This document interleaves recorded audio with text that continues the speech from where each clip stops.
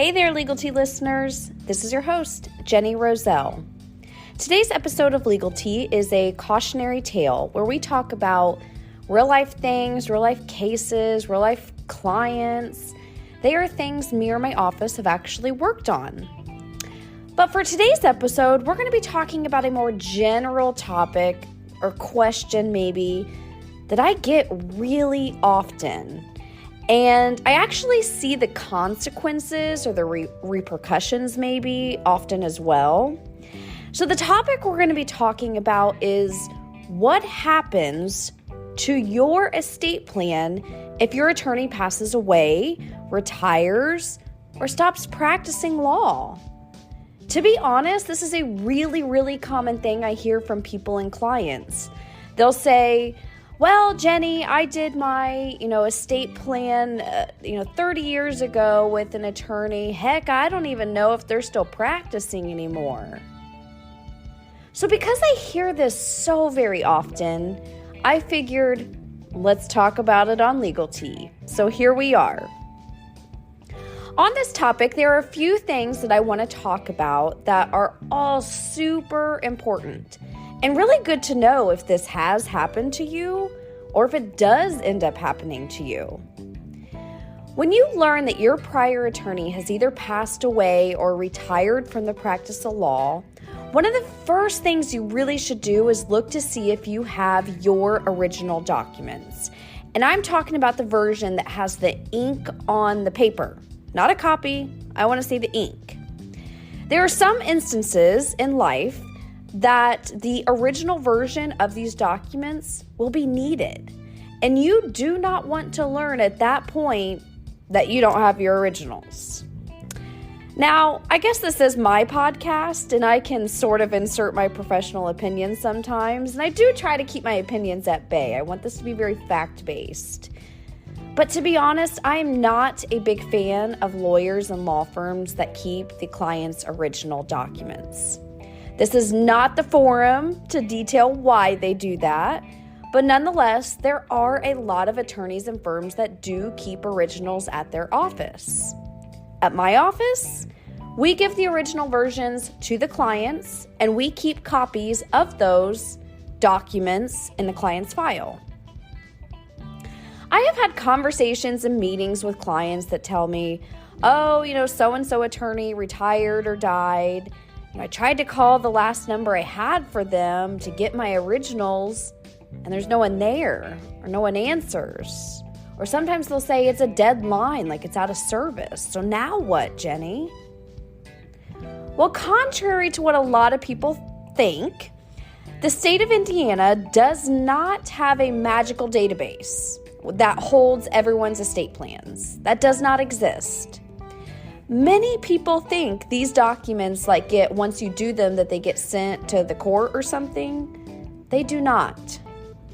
If I tried to walk into the courthouse and say, hey, Mr. and Mrs. Brown did their estate plan with me and I'm here to drop them off, they'd be like, what? So yeah, that's not a thing.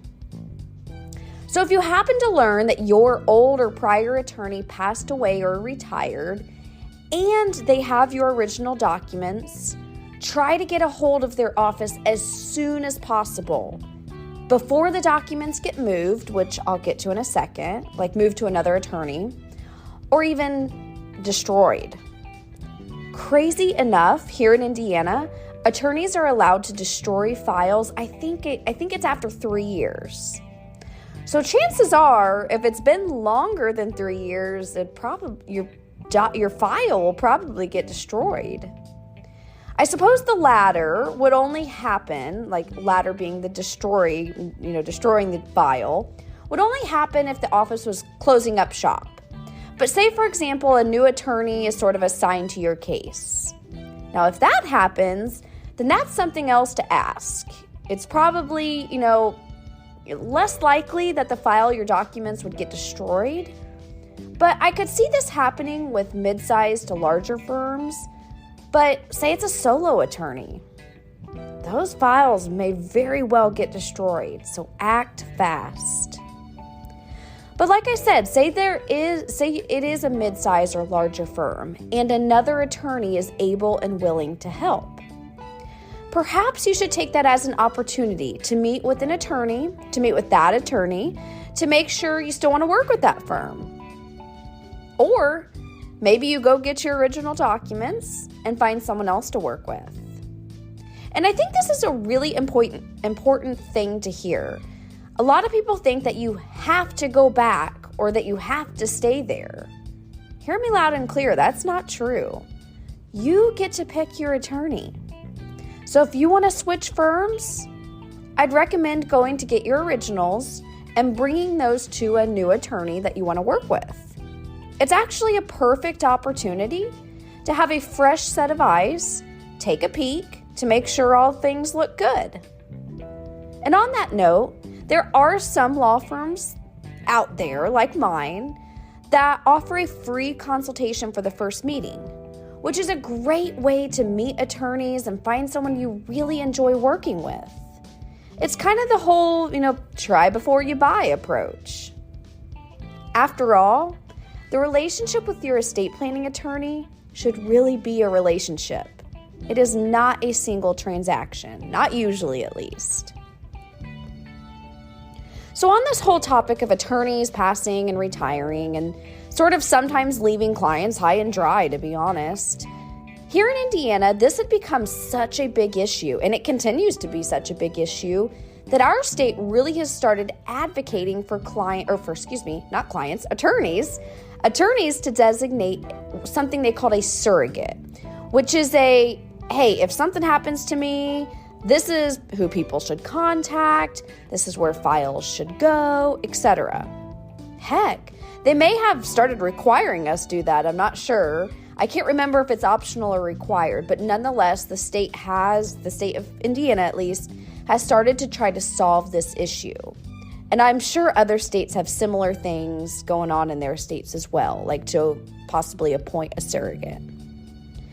Now, I wanted to bring this topic up too, because occasionally, definitely not often, I do have clients ask me, so Jenny, what happens to this law firm and to my file if something happens to you? I love when people ask me this question because it's so forward-thinking. Heck, we're talking about what happens if something happens to them, so they're just turning the table right back on me and saying like, hey, what happens if something happens to you? I love it. That's often when I explain this whole surrogate rule, and yes, I have a surrogate listed, and that because I own the business, I own the law firm too, that I have my own estate plan to deal with all things business if something were to happen to me. For whatever reason, attorneys tend to be really bad at estate planning themselves. I have known attorneys that have passed, and next thing you know, I hear, dare I say, gossip that they didn't have a will and that they're going through probate. And probate is public, my friends, so, this kind of gossip is easily verifiable. So I'd encourage you to ask your state attorney about their succession plan. Do they have a surrogate? Do they have their estate plan done? Not from a nosy place, but from a, hey, do you have your crap together in case something happens to you, attorney, to take care of me, client? I think that's a totally fair question to ask. On to my final topic for this episode. I had a light bulb moment somewhat recently, and it's directly pertinent to this topic, to this episode. But I have to give a super brief history about my office just to provide some context. So while I've been with my firm for 11 years, I haven't owned the firm that long. And actually, my husband and I bought the firm from the woman that founded the firm. We bought it like 4 years ago. So when we purchased the firm, we had like a very methodical and intentional message that went to existing and past clients, especially those that primarily worked with the founder. After all, the founder she'd been in business for, I think a little over 20 years. Even though I'd been there for a long time, there were still some, not a lot, there were very few clients that were kind of upset about the business transition.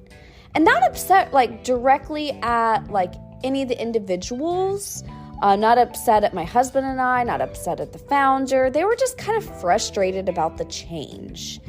They were essentially latched on to the founder, and that's fair. People are entitled to their opinion. But my light bulb moment hit me recently when my husband and I were talking to a client recently that had started their relationship with the office with the founder. And he knew me because like I've been there forever, but he really primarily worked with the founder. So funny enough, this client and my husband and I have actually like turned into friends, and I'm not kidding. We go to dinner with them.